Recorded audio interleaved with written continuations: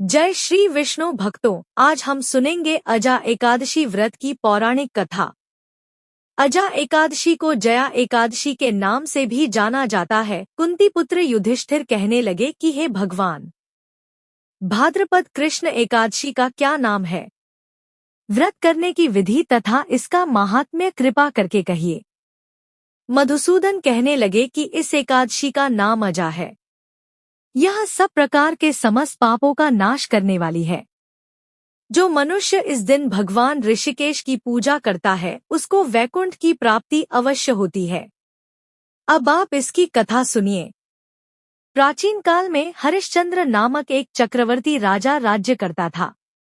उसने किसी कर्म के वशीभूत होकर अपना सारा राज्य व धन त्याग दिया, साथ ही अपनी स्त्री, पुत्र तथा स्वयं को बेच दिया।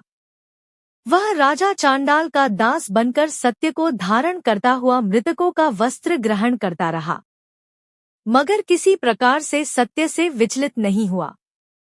कई बार राजा चिंता के समुद्र में डूबकर अपने मन में विचार करने लगता कि मैं कहाँ जाऊं, क्या करूं, जिससे मेरा उद्धार हो।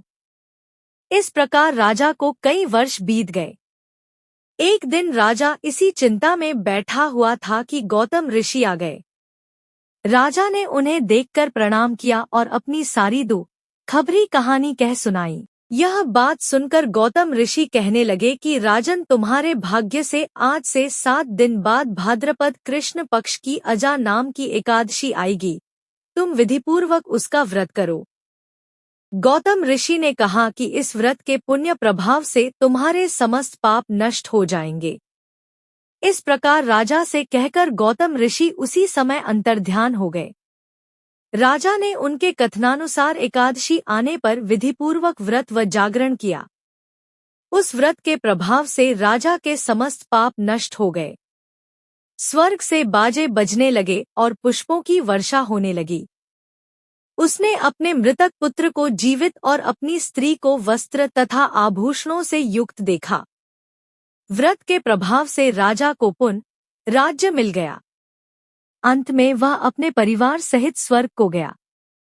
हे राजन, यह सब अजा एकादशी के प्रभाव से ही हुआ। अतः जो मनुष्य यत्न के साथ विधिपूर्वक इस व्रत को करते हुए रात्रि जागरण करते हैं, उनके समस्त पाप नष्ट होकर अंत में वे स्वर्गलोक को प्राप्त होते हैं।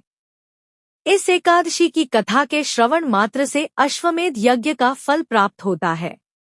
आप सभी को अजा एकादशी व्रत की हार्दिक शुभकामनाएं। जय श्री हरि।